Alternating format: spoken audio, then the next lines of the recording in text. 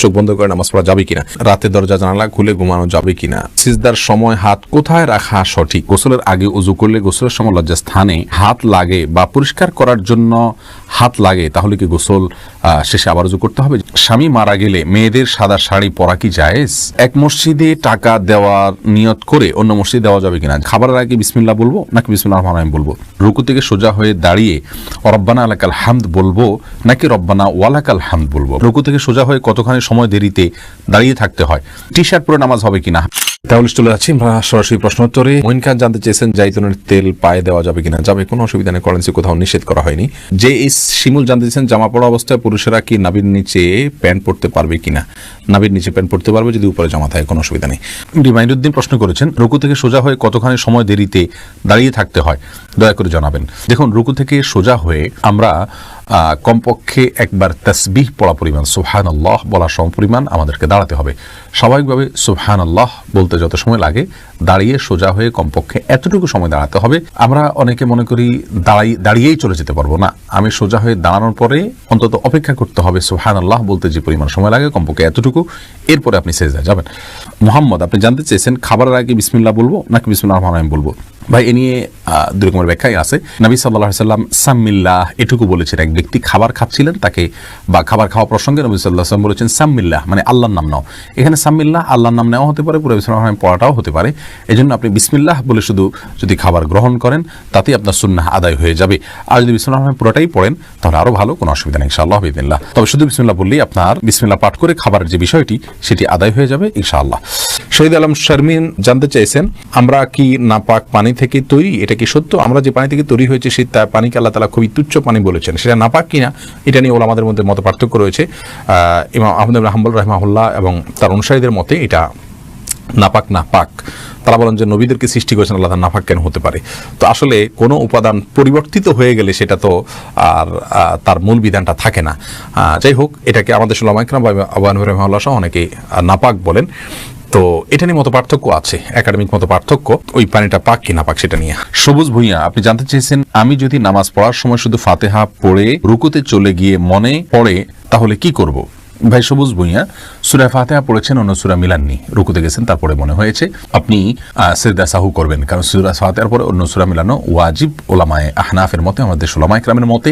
আর এই মতটা দলিলের দিক থেকে বেশি শক্তিশালী এবং সমৃদ্ধ।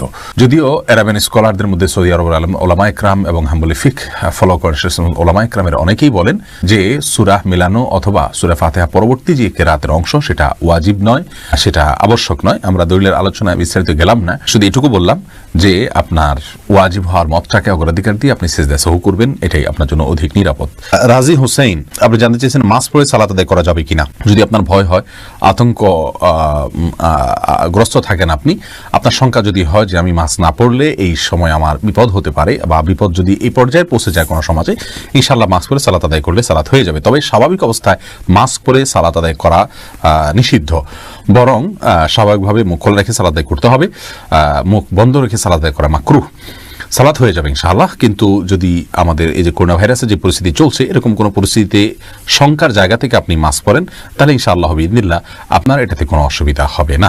এমনি আশরাফুল ইসলাম জানতে চেয়েছেন টি শার্ট পরে নামাজ হবে কিনা। হ্যাঁ, নামাজ হয়ে যাবে, কিন্তু এরকম কোনো টি শার্ট পরে সালাত আদায় করা উচিত নয় যেটা সালাতের গাম্ভীর্যতার সাথে যায় না, অথবা আপনার এই টি শার্ট পরে আপনি কোথাও যান না ভালো কোথাও, এরকম যদি হয় তাহলে আপনার জন্য টি শার্ট পরে সালাত আদায় করা জায়েজ হবে না, অন্যথায় জায়েজ হবে। আল্লাহ তাআলা বলেছেন ইয়া আইয়ুহাল্লাযীনা আমানু খুযু যিনাতাকুম ইনদা কুল্লি মাসজিদ, হে ঈমানদাররা প্রত্যেক সালাতের সময় সুন্দর পোশাক পরিধান করো।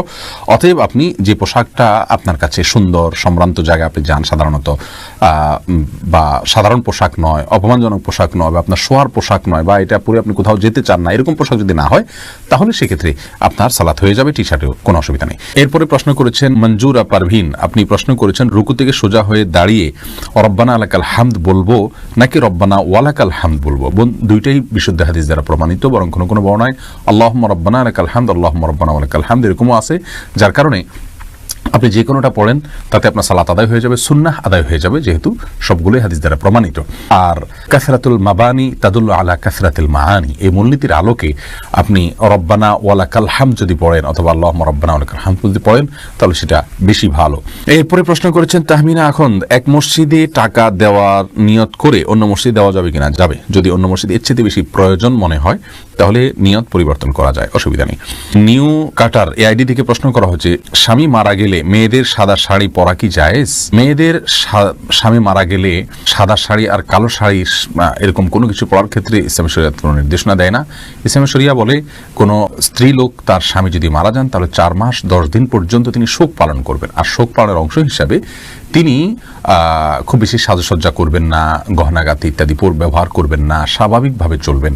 সাদাই পড়তে হবে এরকম কোনো কথা নেই। সচরাচর তিনি বেড়াতে গেলে বা কোনো অনুষ্ঠানে গেলে, কোনো মেহমান অতিথি আসলে তখন যে পোশাকগুলো পরেন এরকম কোনো পোশাক পরবেন না, বাস এটাই হলো সবচেয়ে গুরুত্বপূর্ণ বিষয়। কিন্তু এর বাইরে তাকে বিশেষ কোনো কালারের কাপড় পরতে হবে, সাদা পরতে হবে এমন কোনো বাধ্যবাধকতা ইসলামী শরীয়তে নেই।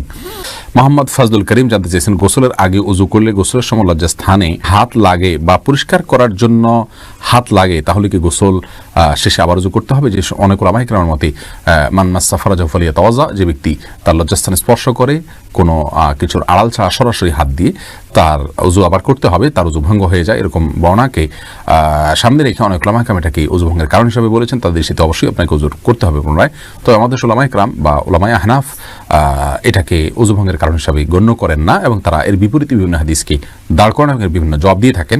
তাদের মতে আপনার উযু ভঙ্গ হবে না। সুজন মাহমুদ জানতে চেয়েছেন, সিজদার সময় হাত কোথায় রাখা সঠিক? সিজদার সময় আপনি হাতকে পায়ের যে গিরা সেখান থেকে আপনি অন্তত এক হাত বা তার একটু বেশি নেবেন, যাতে করে স্বাভাবিকভাবে আপনি হাত রাখতে পারেন এবং আপনার পেটের নিচ দিয়ে একটা ছোট বাচ্চা আসা যাওয়া করার মতো, অর্থাৎ ছাগলের বাচ্চা টাচ্ছা অথবা এই জাতীয় কোনো ছোট বাচ্চা টাচ্ছা আসা যাওয়ার মতো জায়গা থাকে এরকম দূরে রাখবেন। একদম কাছেও থাকবেন না জড়সড়ভাবে, আবার অতি দূরেও যাবেন না। আর 2 হাতের মাঝামাঝি আপনি মাথা রাখবেন। তুলি আপনি প্রশ্ন করেছেন, রাতে দরজা জানালা খুলে ঘুমানো যাবে কিনা? সরাসরি কোন হাদিসে নিষেধ আছে বলে আমার জানা নেই, তবে হ্যাঁ দরজা বন্ধ করে ঘুমানো নিষেধ, দরজা বন্ধ করতে বলা আছে। মহিউদ্দিন কাম মন্ডল জানতে চেয়েছেন, চোখ বন্ধ করে নামাজ পড়া যাবে কিনা? যাবে, কিন্তু মাকরুহ। মাঝে মধ্যে আপনার জন্য মনোযোগ সৃষ্টি করার জন্য করতে পারেন।